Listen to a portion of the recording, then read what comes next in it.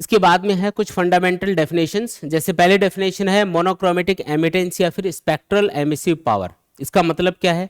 जैसे मान लो कि कोई भी बॉडी है और आप उसको गर्म कर रहे हो, तो गर्म करेंगे तो क्या होगा, वो रेडिएशंस एमिट करने लग जाएगी। अगर आप किसी भी चीज़ को गर्म करते हो ना, तो वो कुछ रेडिएशन एमिट करती है। तो ये कोई बॉडी है, इसको आपने गर्म किया, गर्म करने से ये क्या कर रही है, चारों तरफ रेडिएशंस एमिट कर रहे हैं, और जितने भी पॉसिबल वेवलेंथ हैं उन सारी वेवलेंथ के रेडिएशंस ये एमिट कर रही होगी। चारों तरफ ये अलग अलग वेवलेंथ के रेडिएशन एमिट कर रही होगी।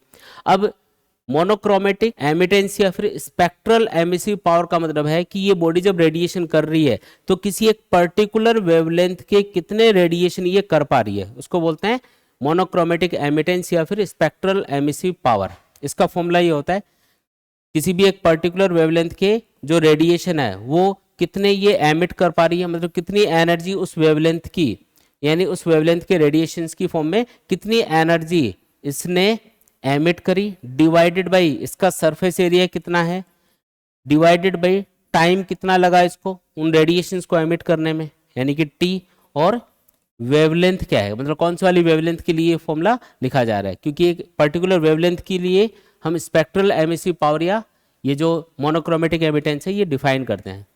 ठीक है, तो किसी एक पर्टिकुलर वेवलेंथ के कितने रेडिएशन इसने एमिट किए, डिवाइडेड बाई इसका एरिया कितना है, डिवाइडेड बाई टाइम कितना लगा रेडिएशंस को एमिट करने में, ठीक है, और डिवाइडेड बाई वेवलेंथ, जिस वेवलेंथ के रेडिएशन ये एमिट कर रही है ना। तो इस तरीके से इसको कैलकुलेट करते हैं, तो ये इसका फॉर्मूला होता है। ठीक है, फिर आता है टोटल एमिटेंस या टोटल एमिसिव पावर। अब ये तो एक पर्टिकुलर वेवलेंथ की बात हुई है, लेकिन बॉडी तो हर एक वेवलेंथ के सारे रेडिएशन एमिट कर रही है, तो टोटल कितना रेडिएशन इसने एमिट किया, तो उसको कैलकुलेट करने के लिए हम क्या करेंगे, इसका इंटीग्रेशन कर देंगे। तो ई लैम्डा का हम इंटीग्रेशन करेंगे लैम्डा के रेस्पेक्ट में, और लिमिट लगाएंगे 0 से इनफाइनाइट। 0 से इनफाइनाइट की लिमिट क्यों? क्योंकि 0 से इनफाइनाइट वेवलेंथ के जितने भी रेडिएशन पॉसिबल हैं, 0 से इनफाइनाइट वेवलेंथ तक के जितने भी वेवलेंथ के रेडिएशन पॉसिबल हैं, सारे रेडिएशंस का टोटल करना है, उसको हम बोलेंगे टोटल एमिटेंस या टोटल एमिसिव पावर। तो ये फॉर्मूला उसके लिए यूज होता है। ठीक है, तो ये इसका मीनिंग है।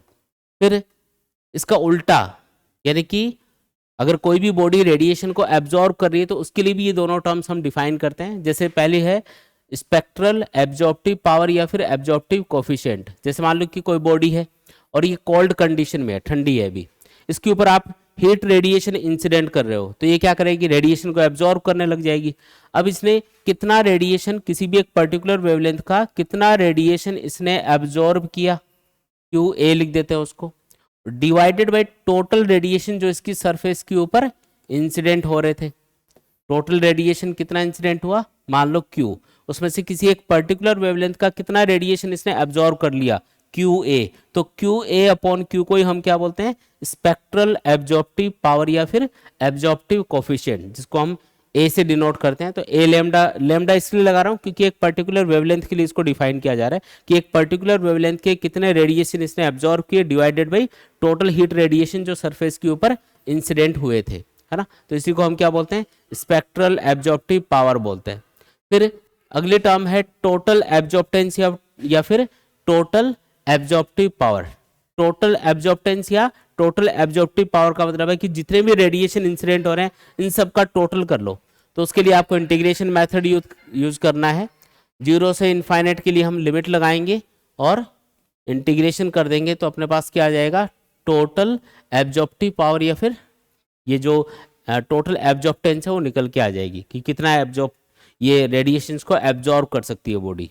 कोई भी बॉडी है ना, उसमें दोनों प्रॉपर्टीज होती है, वो रेडिएशन गर्म करने पे रेडिएशन एमिट भी कर सकती है और कोल्ड कंडीशन में रेडिएशंस को एब्जॉर्ब भी कर सकती है। तो ये दोनों टर्म्स उसके लिए डिफाइन की जाती है। इसके बाद में आता है फिर एमिसिविटी।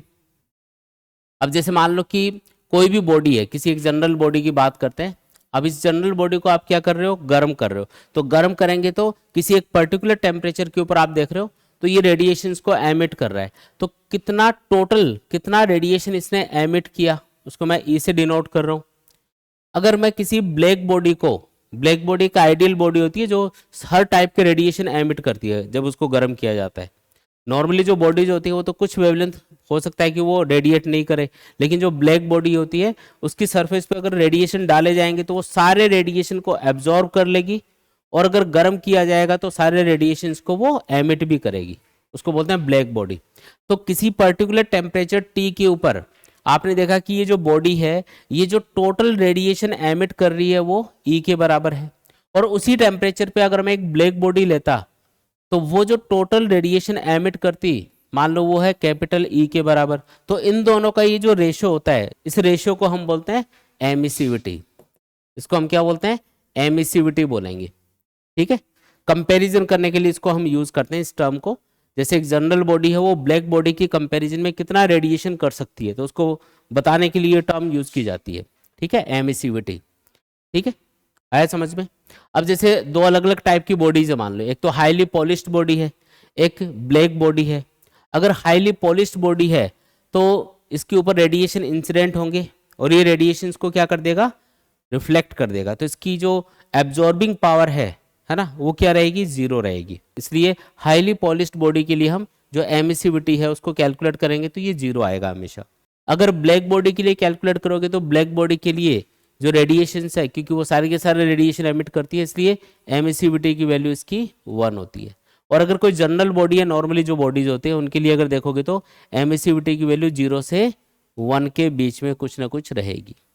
ठीक है, तो ये वैल्यू हमको क्वेश्चन में गिवन होती है, उसके अकॉर्डिंग हम सॉल्व करते हैं कि अगर इस बॉडी की एमिसिविटी इतनी है तो बताओ कितने रेडिएशन वो एमिट कर रही होगी। तो ये वैल्यू हमको गिवन होती है, इसकी वैल्यू हमेशा 0 से 1 के बीच में होती है। लेकिन अगर किसी क्वेश्चन में बोल दिया कि हाईली पॉलिश्ड बॉडी है तो समझ जाना कि एमिसिविटी 0 लेनी है। अगर बोले कि एक ब्लैक बॉडी है तो उसके लिए एमिसिविटी की वैल्यू 1 होगी। ठीक है, इन दो के लिए तो फिक्स है, बाकी कोई भी जनरल बॉडी है तो उसके लिए 0.5, 0.2, 0.7 ऐसे कोई भी वैल्यू हो सकती है 0 से 1 के बीच में। ठीक है, इसके बाद में जैसे हम बार बार एक टर्म यूज करें, ब्लैक बॉडी। अब ये ब्लैक बॉडी क्या होती है? तो ब्लैक बॉडी का मतलब है कि ऐसी कोई भी बॉडी जिसके ऊपर जितने भी रेडिएशन इंसिडेंट करोगे वो सारे रेडिएशंस को एब्जॉर्ब कर लेगी, और गर्म करोगे उसको, अगर ब्लैक बॉडी को गर्म करोगे तो वो सारे रेडिएशंस को वापस से एमिट भी करने लग जाएगी, तो उसको हम बोलते हैं ब्लैक बॉडी। यहाँ पे एक आइडियल ब्लैक बॉडी का एक डायग्राम आपको दिखाया है, इसको हम फेरिस आइडियल ब्लैक बॉडी बोलते हैं। इसमें क्या होता है कि जैसे मान लो कि हीट रेडिएशन इसके अंदर इंटर करते हैं इधर से, अब यहाँ पे आके ये टकराए, अब ये रेडिएशन जब यहाँ पे टकराएंगे तो ये इस सरफेस से, इनर सरफेस से चारों तरफ रिफ्लेक्ट होंगे, इधर से इधर चले गए रेडिएशन, फिर यहाँ पे कुछ पोर्शन इसका एब्जॉर्ब हो गया, बाकी पोर्शन रिफ्लेक्ट होकर इधर आ गया, फिर यहाँ पे कुछ पोर्शन एब्जॉर्ब हो गया, बाकी पोर्शन रिफ्लेक्ट होकर इधर आ गया, फिर कुछ पोर्शन एब्जॉर्ब हो गया, बाकी पोर्शन रिफ्लेक्ट होकर इधर आ गया। हर बार ये जो रिफ्लेक्ट होने वाली जो पावर है या रिफ्लेक्ट होने वाली जो रेडिएशंस की इंटेंसिटी है वो कम होती जा रही है, क्योंकि कुछ पोर्शन ये अंदर ही अंदर एब्जॉर्ब करता जा रहा है। जितनी बार ये सरफेस पे टकरा रहा है रेडिएशन, उतनी बार ये एब्जॉर्ब हो रहा है, कुछ पोर्शन ही रिफ्लेक्ट हो पा रहा है।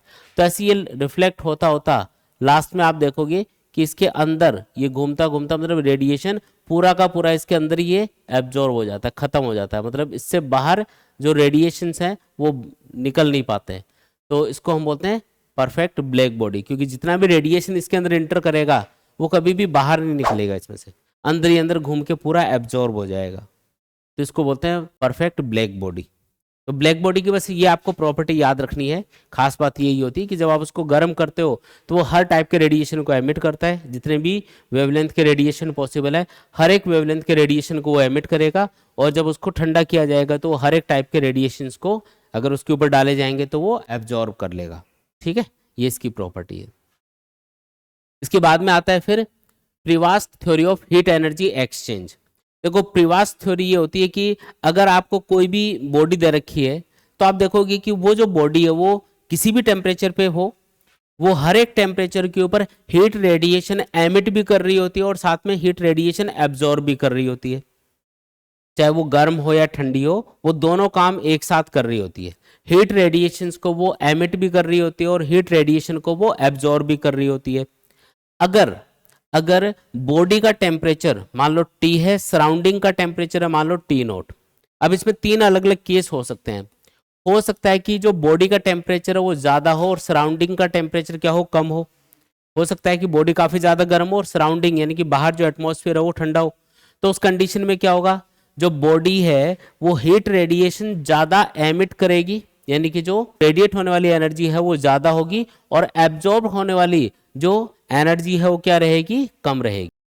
मतलब जो बॉडी है वो ज़्यादा हीट रेडिएट करेगी, कम हीट एब्जॉर्ब करेगी, बाकी प्रोसेस दोनों ही चल रही होंगी। ये मत समझना कि अगर एक गर्म चीज़ है तो वो सिर्फ रेडिएशन एमिट ही करती है, ऐसा नहीं है। वो रेडिएशन सराउंडिंग से एब्जॉर्ब भी कर रही होती है। बस फर्क इतना होता है कि अगर वो गर्म है, सराउंडिंग से ज़्यादा गर्म है, बाहर जो एटमॉस्फेयर है अगर उससे ज़्यादा टेम्परेचर उसका है तो वो रेडिएशन ज़्यादा करेगी, एब्जॉर्ब कम करेगी। वो चीज़ मैंने लिखी है यहाँ पे। सेकेंड केस ये हो सकता है कि जो बॉडी का टेम्परेचर है मान लो वो कम है और सराउंडिंग का टेम्परेचर ज़्यादा है। बॉडी मान लो एक आइस का क्यूब है, उसको आपने रख दिया है यहाँ पे, तो आइस का टेम्परेचर कम है और सराउंडिंग का टेम्परेचर ज़्यादा है। तो उस कंडीशन में क्या होगा, जो बॉडी है वो हीट रेडिएशन एब्जॉर्ब ज़्यादा करेगी और रेडिएट कम करेगी। तो क्यू ए ज़्यादा होगा इस बार और क्यू आर क्या होगा, कम होगा। ठीक है। और अगर मान लो इक्विलिब्रियम कंडीशन है, बॉडी का टेम्परेचर और सराउंडिंग का टेम्परेचर सेम है, तो ना तो हीट रेडिएट होगी और ना ही एब्जॉर्ब होगी, ये आपको पता ही है। अगर ना हीट एब्जॉर्ब हो रही है ना रेडिएट हो रही है तो इसका मतलब ये नहीं है कि भी बॉडी रेडिएट या एब्जॉर्ब नहीं कर रही है हीट, वह कर रही है दोनों प्रोसेस, लेकिन जितनी हीट एब्जॉर्ब कर रही है उतनी ही वापस से रेडिएट भी कर रही है। मतलब इसमें क्यू ए और क्यू आर क्या होंगे, बराबर। ठीक है। तो इस थ्योरी को हम बोलते हैं Prevost theory of heat energy exchange. मतलब कोई भी बॉडी हो वो हर एक टेम्परेचर के ऊपर एनी टाइम हीट रेडिएशन मतलब एब्जॉर्ब भी कर रही होती है और रेडिएट भी कर रही होती है। ठीक है।